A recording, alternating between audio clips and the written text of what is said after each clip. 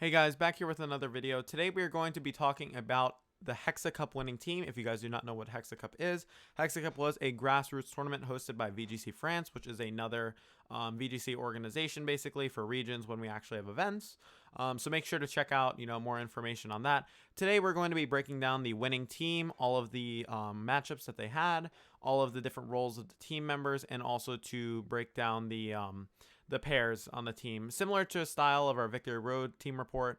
We're going to be breaking that down with this team. Bars was very kind to be able to give me the team and also make sure to kind of walk me through everything. We got on a call. We talked through all the different aspects of the team, the Mons, all the roles they serve. So I am very informed on the team and I know everything that every Mon was supposed to do. And he gave me a lot of information. So once again, thank you to Bars for giving me the team. All links to his stuff will be in the description. Also, there are some more shout outs at the end I'm going to give that he requested me to give. So I'll make sure to do that as well. Thank you guys again for all the support. If you guys haven't already, make sure to check out my professional coaching where I teach players how to learn how to play Pokemon at different levels. It depends kind of where you're starting. I work with all different comfort levels and experience levels. If you haven't already, make sure to check out Twitch where we stream battles pretty much every single day. Sometimes a bit of team building in there once in a while. And also make sure to check out my other links to my socials. Thank you guys again for all the support. I greatly appreciate you guys, and I'll see you in the video. Hey guys, so here we are at the first mon, which is going to be SPECTRIER. If you guys do not know what SPECTRIER does, it is a huge nuke. It does a ton of damage. That was basically its purpose on the team and kind of what this team was built around. I talked to Bars. Basically, this team is kind of the glue that brings the whole team together, right? So looking at this, the one thing that was kind of important to recognize is how it really plays a role in helping the rest of the team out, right? So in general, one of its best qualities is just able to spam really strong max phantasms. Max phantasms are able to reduce defense stats, which are just very good for Urshifu and for Rillaboom and pretty much for even the Incineroar, because the Incineroar is actually an offensive Incineroar. We'll be touching on this a little bit later, but essentially Life Orb Spectre puts out a ton of damage output. The reason why Spectre was kind of the main mon on this team was because it really enabled the other physical attackers on this team, along with supporting or along with working well with the support of Clefairy, right? So some of the things that are important about this, right? It's actually modest, so it's not max speed, right? So it's not really going to be outspeeding other Spectriers. It actually has enough speed so that it just exactly beats Thunderous. And the reason why Bars aim for this is because he basically had a game plan in mind versus a Thunderous team where he was able to basically he was able to just live whatever the Thunders went for, which would be a +2 max airstream into the Spectrier max. And he would be able to return the KO. So, let's say, for example, he decided to target the other slot, right? And go for a max strike. With Friend Guard, the Spectre was able to live the max airstream from Life Orb Thunderous. And then it could max Phantasm the Thunder's next turn and go for a Phantasm, right? So that would be the main benefit there. In terms of what the other EVs do, the defense is basically for that, as we mentioned. The speed, we talked about that outspeeds Thunderous. And then, obviously, it's modest so that it can deal more damage, right? The Life Orb is just good for damage. It's pretty self-explanatory. And then basically the main reason why you would run Hyper Beam on this mon is just so that you can do speed drops, which also supports the other mons on the team, as I mentioned. And also having Mudshot is good to have coverage versus things like Nihilego and other mons of the sort. So that would be Spectre and why it was a main part of this team. So guys, for our next mon that you guys will see on Bar's team, Clefairy is just a very good supportive mon, if you guys can't tell by its moveset. Helping Hand basically allows Spectre to get a lot of KOs that it otherwise wouldn't, even though it's very strong. It basically lets Spectre hit even harder than it normally did, which is just very valuable. Friend Guard is also very nice next to a lot of Bar's mons, which are otherwise typically more offensive. Friend Guard actually gives them a little bit of bulk that they need to be able to survive certain attacks, right? So it arguably makes them a lot better and a lot more threatening because they have a little more presence on the field.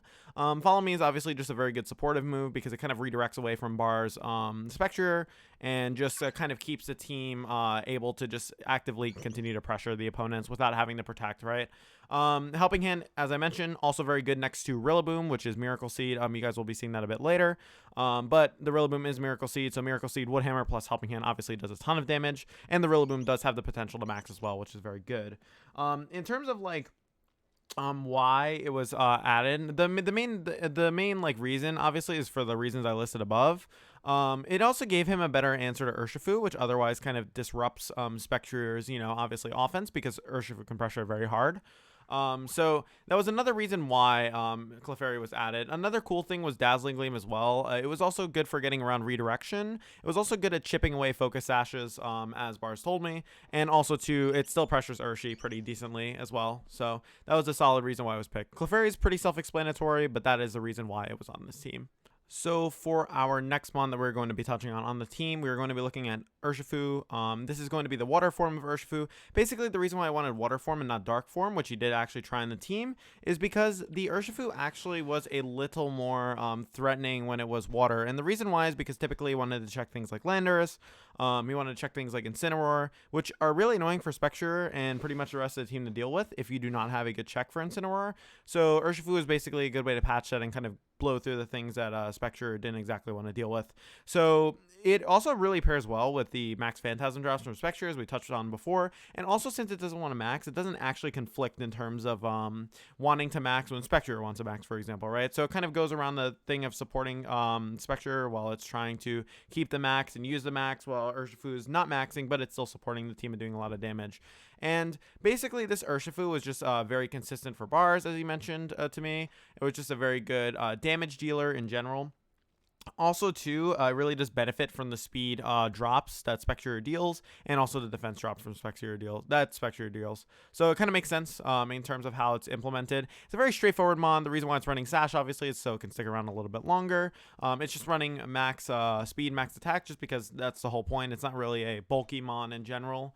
So it's out there to kind of just deal damage and go on the offense immediately. Surging Strike's obviously signature move. Close Combat, obviously very good, strong move.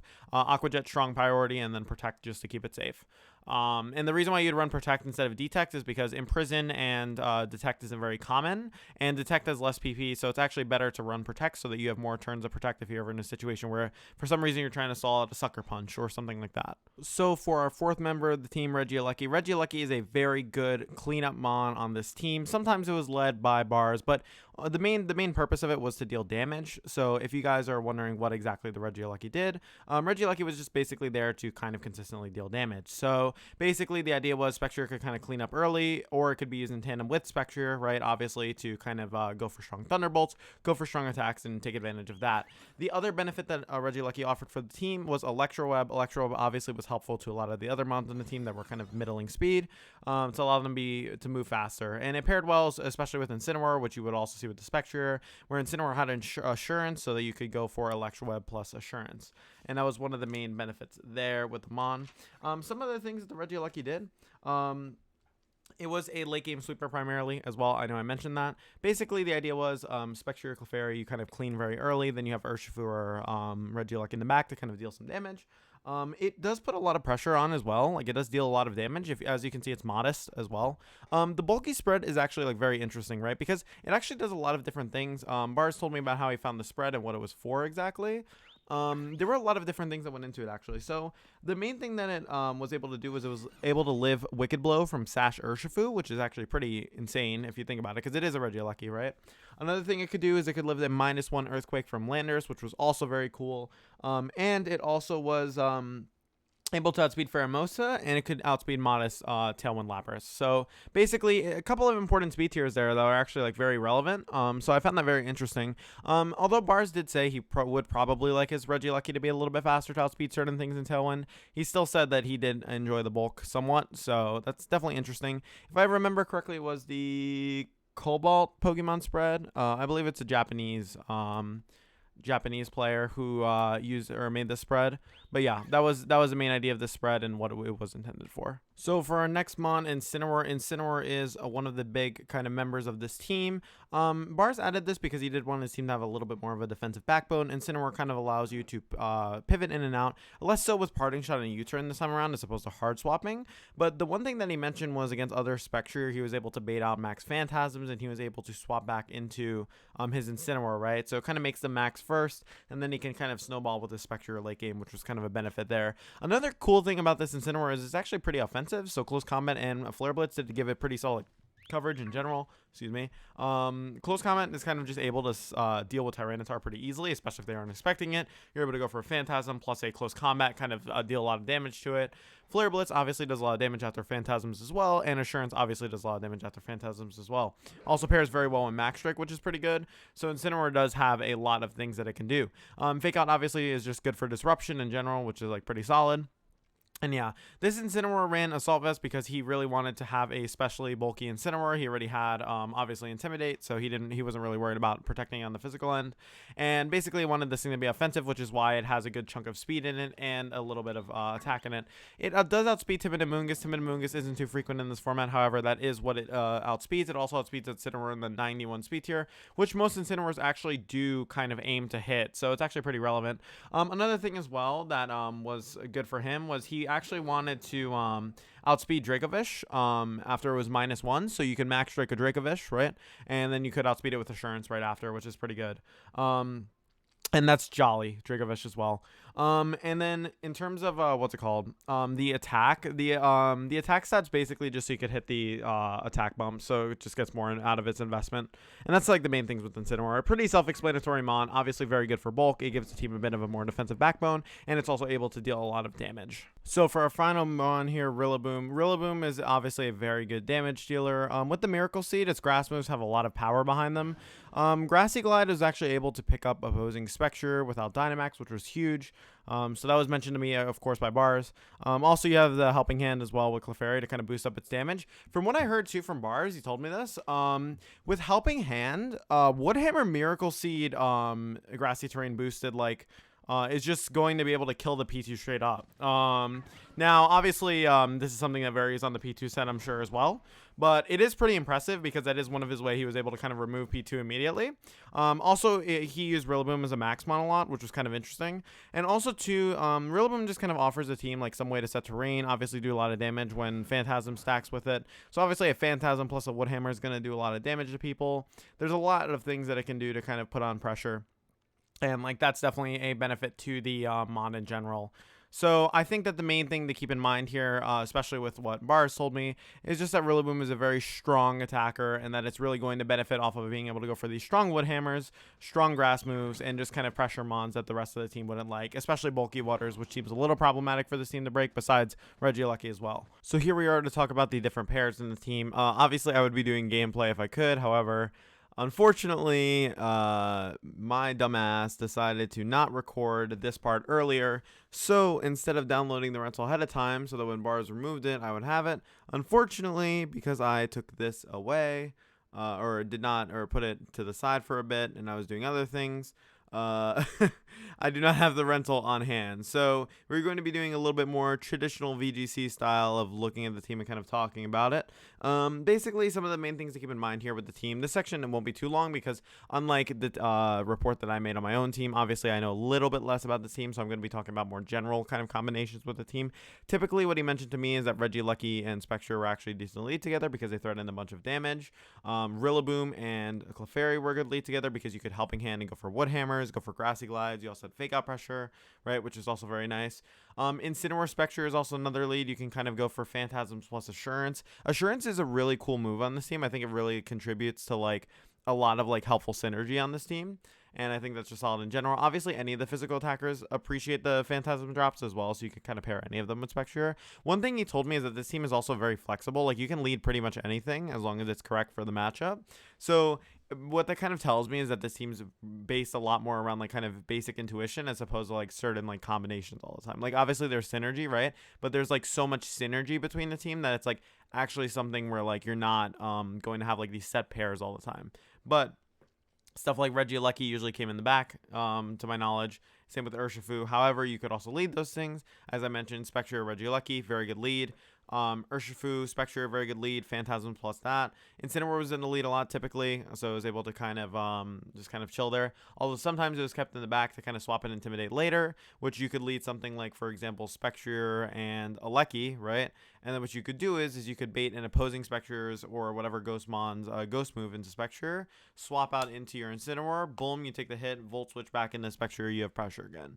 And stuff like that is just like really cool things about the team that are just like nice. And also too, it's just like the combination of physical attackers plus Phantasms from Spectrier are just very good. So like that's kind of the good thing about this team and the helpful thing about this team. Also Helping Hand, obviously Clefairy is really good next to a lot of these damage dealers.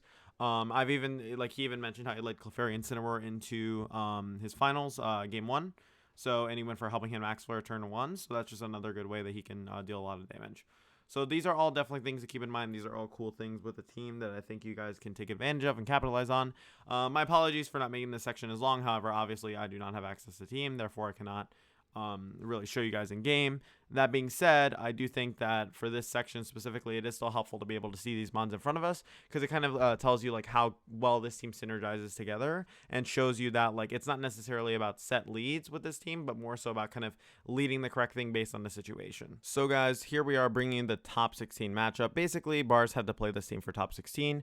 This team was pretty straightforward for him for the most part. He just kind of needed to remove P2 without them letting them get Trick Room up, because obviously Trick Room is a bit difficult for his team to deal with. So that's kind of what he was aiming to do here. Basically, you can cycle fake outs to kind of stop the P2 from attacking. What Bars did game 1 to catch his opponent off guard was he actually went for Helping Hand and Drum Solo, G-Max Drum Solo, into the opposing P2, if I remember correctly. I think you can also do that with Wood Hammer, although I'm not 100% sure that KOs, so you don't take my word for that fully. But basically, he was able to kind of KO the P2 immediately because the opponent led Rillaboom, which they had played in Swiss, so he kind of knew what the opponent was going to do. Then game 2, he figured the opponent was going to lead Incineroar, so he adjusted to beat that. And it was a pretty clean win for him, to my knowledge and what he told me. So it wasn't too difficult for him. Basically, what you need to do is you need to prioritize removing the Porygon 2, because them setting Trick Room versus you obviously isn't going to be beneficial, and it's going to make your game a lot more difficult. So here, looking at the top 8, basically the top 8 matchup was a little bit harder. Primarily the Clefairy and the Thundurus is what was difficult for for Bars to deal with. However, he did have a game plan to deal with this. So as I mentioned, the Thundurus with +2 is Life Orb is not going to be able to OHKO D-Max Spectre as long as it is Friend Guard. So he basically took advantage of this calc. He led Spectre, Regieleki into Thundurus and Clefairy. He turn 1 went for a Volt Switch, and he went for a Phantasm into the Thundurus. The reason why you do that into Thundurus instead of Clefairy is to cover in case there's no redirection. Because that can also kill Thundurus or do a lot of damage to it, so that's why he did that. But Clefairy redirects basically, right? So what he went for, he didn't actually go for Phantasm, he went for Max Strike. The reason why you go for Max Strike is just to keep the Thundurus' speed at bay so it doesn't outspeed you. So basically what he was doing was he was Max Striking and Volt Switching, and what that does is that removes the Clefairy turn 1 with the Volt Switch plus Max Strike. Then, because he gets the Volt Switch off, he goes into his Clefairy, which allows his Spectre to live. And he gets the kill on the Clefairy and lowers Thunder's speed down. So that next turn, he can go for Helping Hand Phantasm, straight up murder the Thundurus. And if the Urshifu comes in, you just go for a Follow Me and a Phantasm, right? To get some damage on the Thundurus. So that was pretty much the game plan there. So it was very interesting to kind of see how these game plans worked out. And like Bar's game plans, a lot of them involves kind of putting out more raw offense, especially against the bad matchups pretty much earlier. However, like you guys can see too, that in some matchups it is about just positioning. So the Clefairy really shows that it's a key part of this matchup. So here for the top 4 opponent, you guys see that there is a Regieleki, there is a Cole. Basically the Cole team wasn't too difficult for him to deal with. He felt like pretty comfortable. This was actually Adi though. Adi's a very good player. If you guys do not know who he is also another content creator. He is a very, very good player. So definitely probably wasn't that easy for him. However, the matchup didn't look too scary for him. He said it felt manageable. So basically the main thing that he had to do here in this matchup is he had to kind of focus on dealing with Adi Spectre and kind of reducing that offense.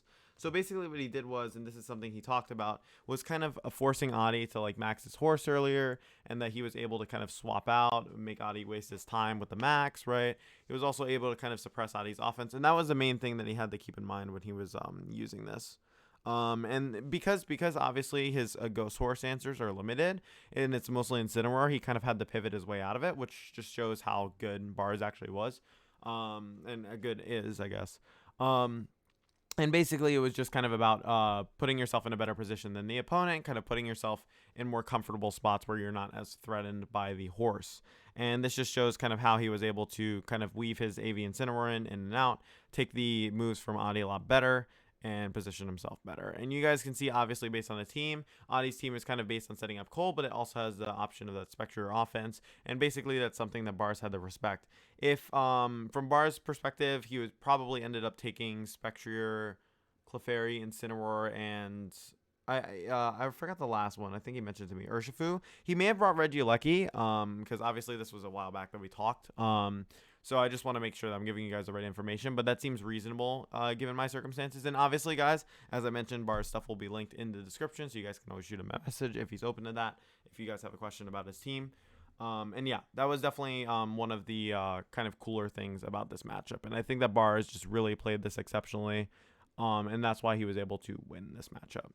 So for the finals matchup, this is one I actually found pretty interesting. So this matchup was actually really difficult for Bars, and the reasoning why is because of the Moltres. The Moltres is actually very tough for Bars to deal with because he doesn't have much to answer plus Lightning Rod, right? Because Regieleki is his main check. So basically, game one, what he did was he led Clefairy plus Incineroar. Turn one went for Helping Hand Max Flare into the Moltres, just killed it turn one when it set Nasty Plot on him. And the reason why he did this is because he knew that it was kind of a crazy thing. And he kind of needed the cheese out the first game to just be able to kind of give himself an edge going into next games, because it was going to be hard for him to play to win it back, right?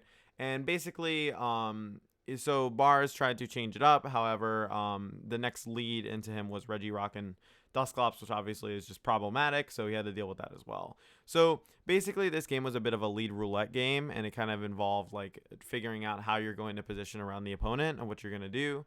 However, I do think that this just kind of goes to show like how good Bars was with the team and how well he was able to position. You're typically not able to position as well with this team so much as it's interesting, right? Because like this team threatens a lot against Bars, because when you switch, it's essentially a passive turn, right? So you're giving them a chance to set up a Nasty Plot, you're giving them a chance to set up a Curse, you're giving them a chance to set up like something with Dusclops, right? So you kind of have to be like active enough to where you're pressuring their damage. As I told you through game one, right? The Max Flare into the Moltres punished that passive turn instead of making a passive turn like swapping out. And basically Bars just need to capitalize that and get enough offense out. I believe game three, what he did for his game plan is he wiped out the Raichu really early so that he was able to get his Regieleki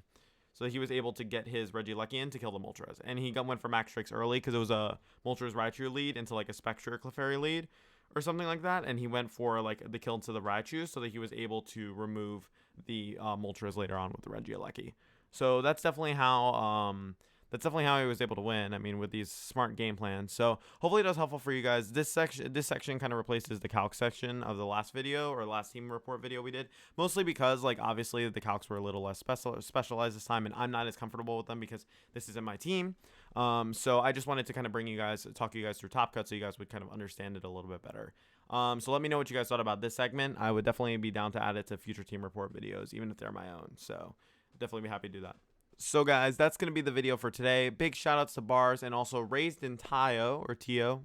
I hope I'm saying that correctly. Bars told me shout them out as well. Bars said that they really inspired him to kind of build a team. Both their Twitters linked in the description, so make sure to check that out. Guys, if you enjoy these kind of videos, make sure to check it out. I'm going to have a video coming out on the team I used to get #1 later this week or next week, whenever this video goes up. And I will also make sure to continue to update you guys and give you guys more content to use. I took a bit of a break in between just because I kind of needed to figure out some things, kind of organize some stuff. I have a live tournament coming up soon that's going to be hosted for the community, so you guys should definitely be checking that out as well. I'll have that link in the description. Also, I offer professional coaching, which you guys can check out as well. Make sure to check that out in the description. And also for any other kind of content, Twitch, you guys know that I have a Twitch, so make sure to check that out as well. And make sure to check out all the other socials I have linked down below. They're all like helpful. They all kind of lead to kind of like help out in general with just like learning the game and just like keeping up with me. So thank you guys again for all the support. I greatly appreciate it, and I'll see you guys in the next video. Peace.